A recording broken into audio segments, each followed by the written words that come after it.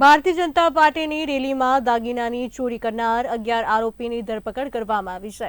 Chain snatching દ્વારા રેલીમાંથી 26 લાખની કિંમતના દાગીનાની ચોરી કરવામાં આવી હતી, જે અંગે બજાજ નગર પોલીસ સ્ટેશનમાં ફરિયાદ નોંધાઈ હતી, જે બાદ તપાસ હાથ ધરવામાં આવી હતી, જેના આધારે 11 શખ્સોની ધરપકડ કરવામાં આવી છે।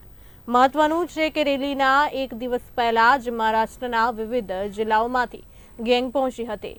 મહત્વનું છે કે મુખ્યમંત્રી બન્યા પછી દેવેન્દ્ર ફડણવીસ રવિવારે પ્રથમ વખત નાગપુર પહોંચ્યા હતા, જ્યારે એરપોર્ટથી લક્ષ્મીનગર ચોક સુધીના શોભાયાત્રા દરમિયાન લૂંટારુઓની ટોળકીએ લગભગ 26 લાખ રૂપિયાના દાગીનાની ચોરી કરી હતી।